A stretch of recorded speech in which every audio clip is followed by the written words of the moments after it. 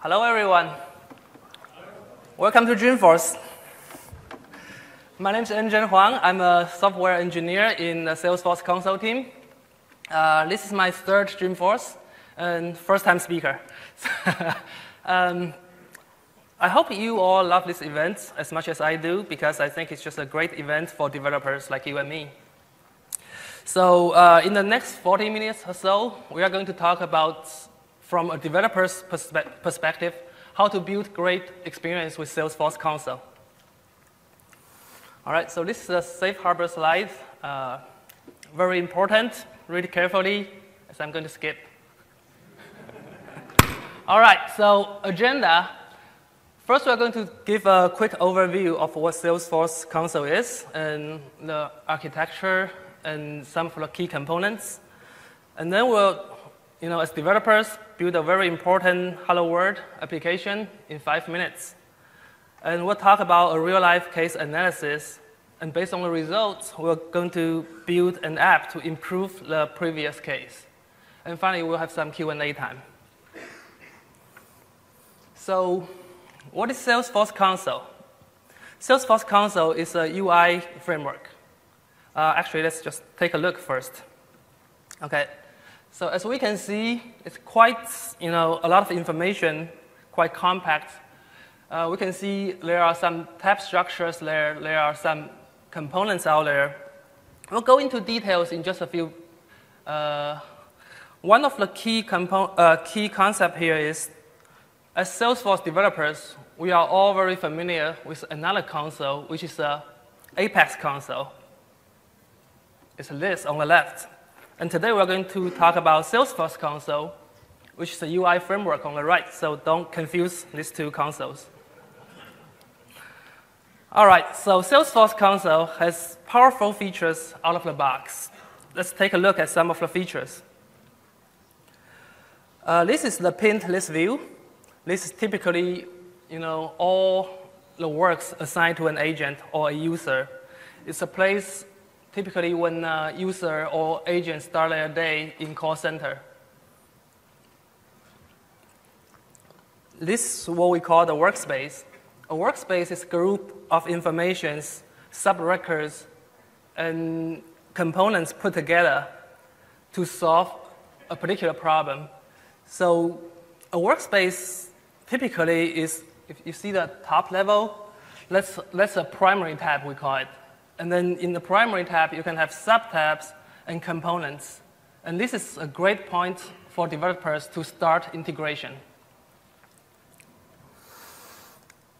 The design principle of Salesforce console is to enable integration and boost productivity, because productivities are very important in call centers, telesales, financial institutions, and we're going to do that by programming. So Salesforce console is programmable with rich APIs. We have about 70 APIs. And let's look at some of these integration points. The footer bar on the bottom of the screen there are some application-level components. The application components are always accessible throughout the application level. So no matter what records you are looking at, workspace you are in, you can look at the application-level components. So this is one of the popular points to integrate. Okay, workspace sidebars. Inside each workspace, you can integrate based on the context of the record. And in this case, this developer built a Google Map integration. They do a location-based search based on the billing address of this account. So this is another popular point to do integration. All right, finally, Salesforce console is packageable, meaning if you build some great experience, you can package it and send it up to Apex Exchange. And instantly, your application will be available to thousands of Salesforce users. All right, so that's a high-level overview. Let's start building a Hello World application. If I can. Okay, so I logged in as an admin. And for you guys who are very familiar with Salesforce development, this is just a quick overview. So I go to Create, and I'm going to, not Create, sorry, Develop. I'm going to go to Pages. Now I'm going to do New. Now let's call it Case Sidebar. Hello. And then I'm going to copy and paste some code here.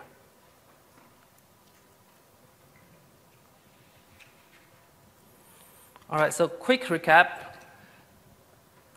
This page basically says, I want to use a standard controller, which is a Salesforce standard object, that's case. And in this simple page, I want to say, hello world, this is my login user's first name. And I'm going to say, I want to show this page's parameter, which is the ID of the case. And finally, I'm going to find the lookup of the case contact, and I'm going to print the name of the contact. Right, so I'm going to save. Okay, let's go back to the pages, actually.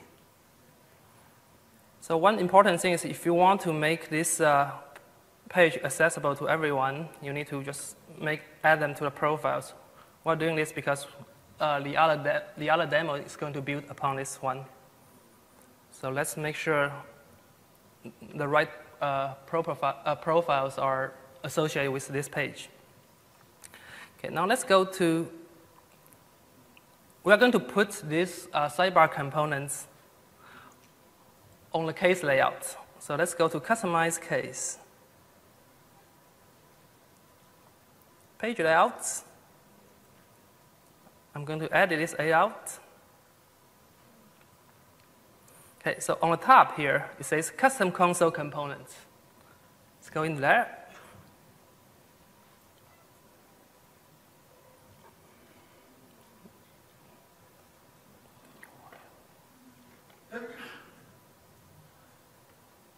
Taking a while.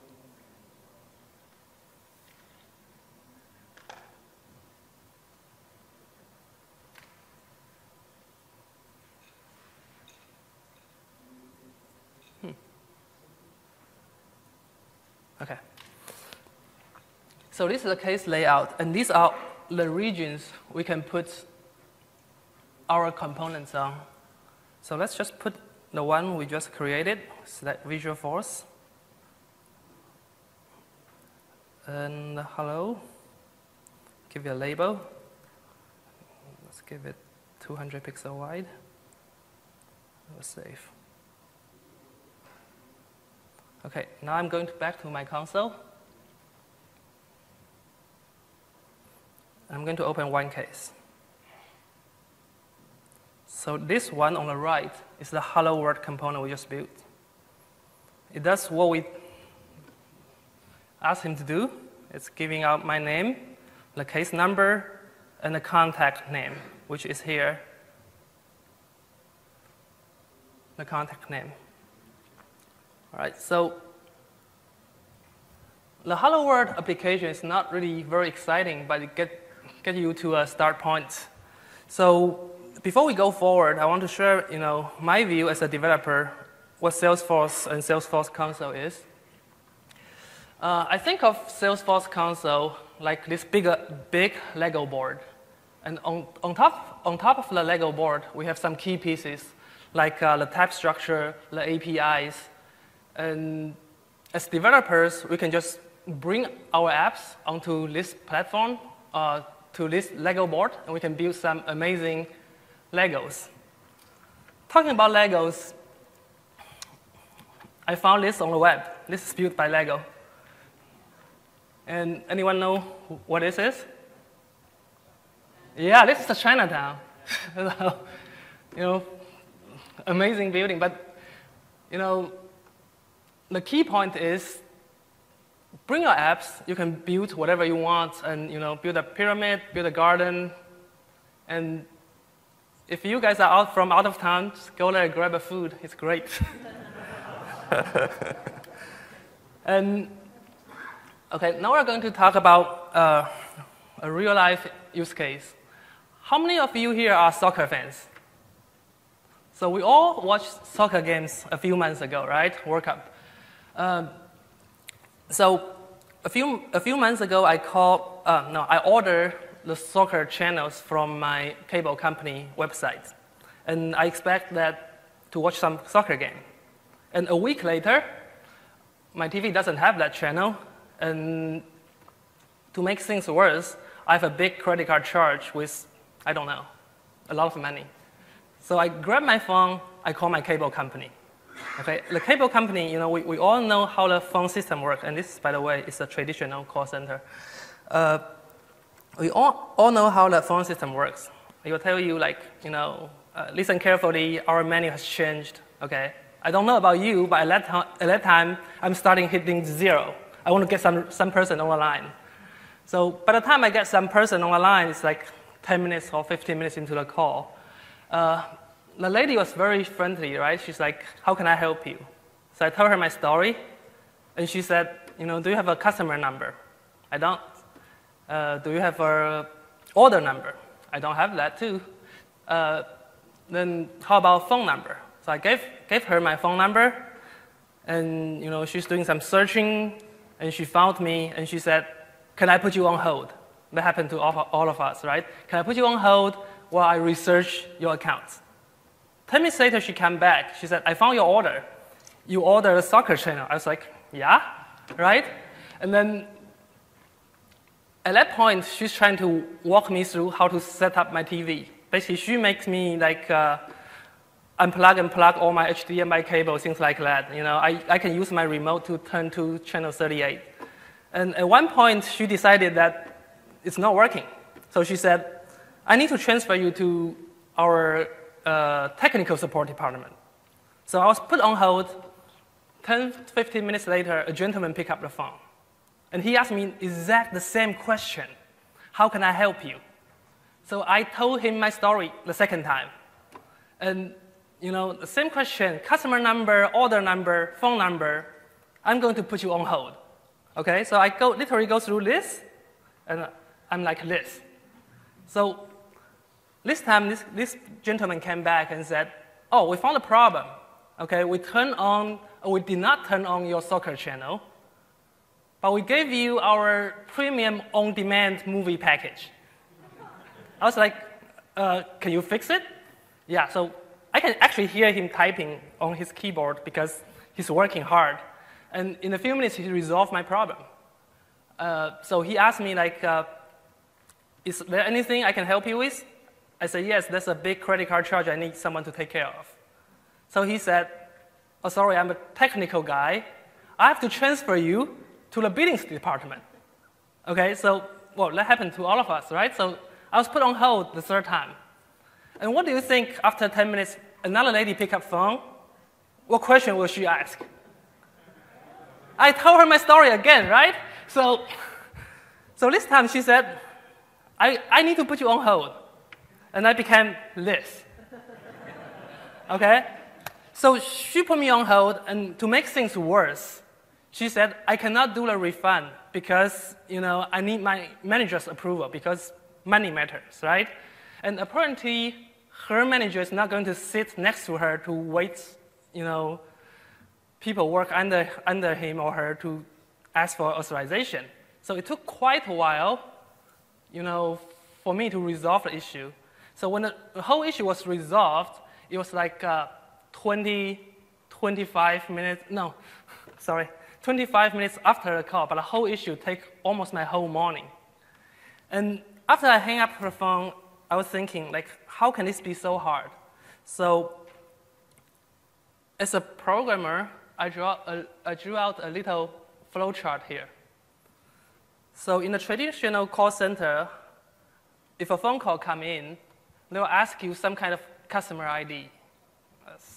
Some bank even asks for your social security number. And they will use this ID, they will search one of their subsystems. And actually, when I was talking to my PM, and he told me it's not uncommon that one agent has more than 10 subsystems running in their desktop. So more often than rare, the first agent is not going to solve your problem, right? The first agent can access only one of these systems or a couple of these systems. And he or she will have to transfer you. And when he or she transfer you, you lose all the context. And the second agent answers the phone. He needs to do the exact same thing over and over again. So I think that's where the pain point is. So I think, what if we can improve it with Salesforce console? So this is my naive approach to attack this problem. When a phone call comes in, we have your phone number, right? So Salesforce console has this computer telephony integration, CTI APIs. So it should automatically pop the customer information and case details in front of the agent. Okay, so the agent doesn't have to do search. And based on the case or the customer's information, some of the subsystems should show up in the sidebar. So it can be an order system or it can be a billing system. If agent 1 cannot resolve the system, we should use some kind of information transfer so we don't lose the context. So in this case, we're going to use a chat application so we can transfer the context from agent 1 to agent 2, and agent 2 should just see the exact same thing as agent 1 see. Okay? And again, the manager is not going to look at the console like the agents. So we are going to develop a footer chat application so we can contact the manager with some other channels. Okay, so let's, I just used a couple of days to put together one demo, but let's look at what it looks like. I'm going to log out as an admin. And I'm going to log in as an agent.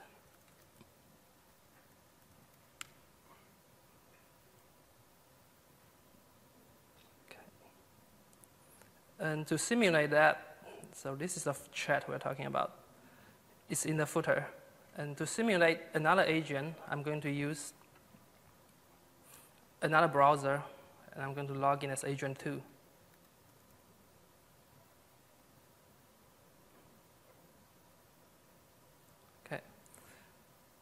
So let's look at one case. Let's open the case up. See, our hello world sidebar is still there. So agent will say, hello, can you help me? And then agent 2 will see that. Oops, still connecting. Yeah, sorry. Okay, and then we'll send a tab view. And the agent 2 here in another browser, all he or she needs to do is just to click the link. So she look at the exact same thing. Let's go back and do a little more difficult or complex example. Say we are researching an account. And inside the account workspace, we open a case. Okay, so the goal is to send the whole context, the whole workspace to agent 2. So we say send workspace view. And all agent 2 needs to do is click this link. And then he has this account and the case in this view. Okay, so let's say agent 2 needs a manager approval. Oops, that's agent 1. Okay, let me bring up my Xcode. And we have a little phone app the busy manager is looking at. Okay, then we'll say, can you approve refund? Ooh, this network is really, okay, let's try this guy. Our network is really.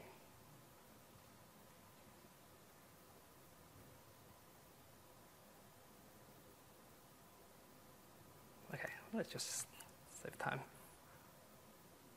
And then this is agent. Oh, I need to talk to manager, sorry. Okay. This is agent 2. I will say approved. Is this agent 1 or agent 2? Okay, so this is actually agent 2. So this is a really simple, I want to show this. This is a really simple integration. So we want to see what's the code behind this simple integration. So this button actually, all it does is just to call a JavaScript, same as the other button, same as this button. It's called another JavaScript. Let's look at the JavaScript here.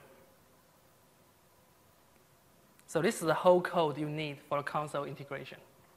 Okay, so the send tab link, all it does is it calls sforce.console, which is our console API namespace. And it's trying to get the object ID of the tab.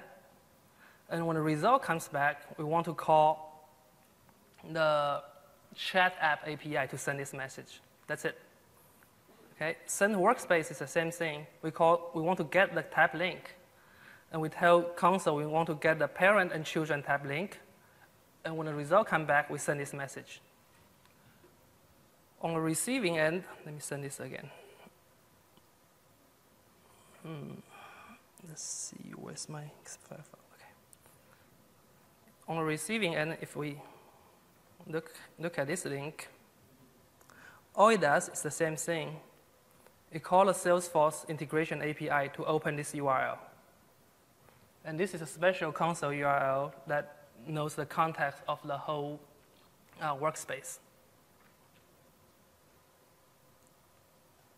Let's go back to the presentation. By the way, the code here for the quick demo will be available on the GitHub. So by just doing the simple application, hopefully we attack some of the pain points in the traditional call center and trigger some of your thought to do some kind of console integration, bring your app to the console. Why do we develop for console?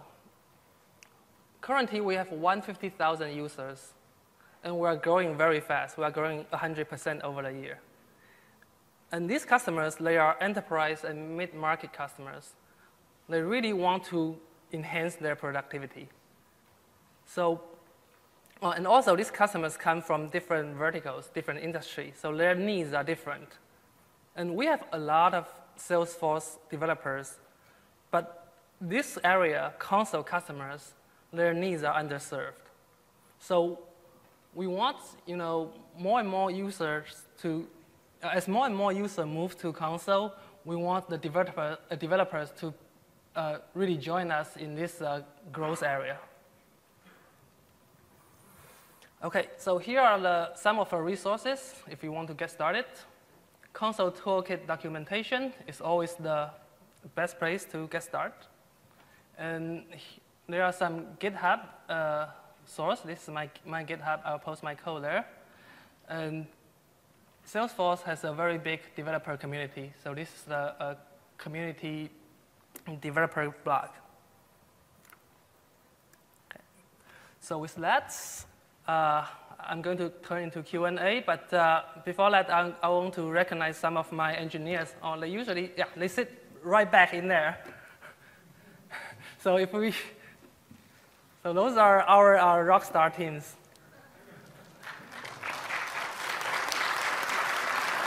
And we are always looking for good engineers, and our director of engineering is there too. So talk to him if you want to join us.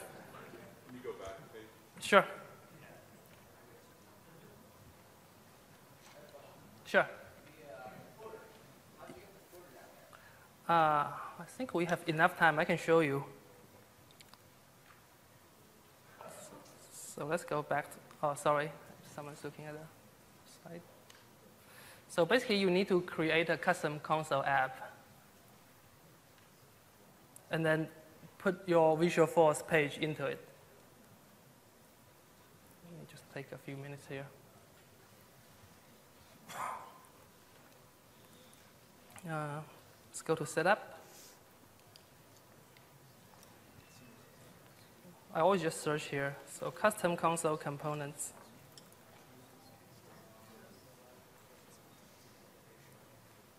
So that's my footer chat. Let me edit it, actually, it's easier. No, you cannot drag it because it's not part of the layout.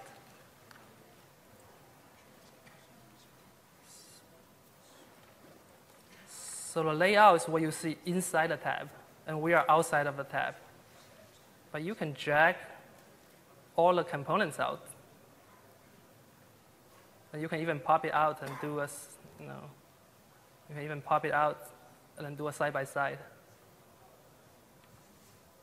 If that's something we're looking into. So how'd you get it down there? Down where? It's the step we just showed. You make a console component, you do a new one, you create, and then go into your console.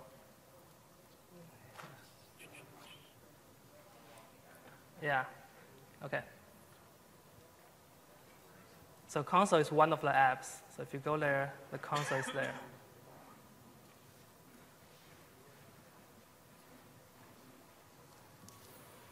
Right?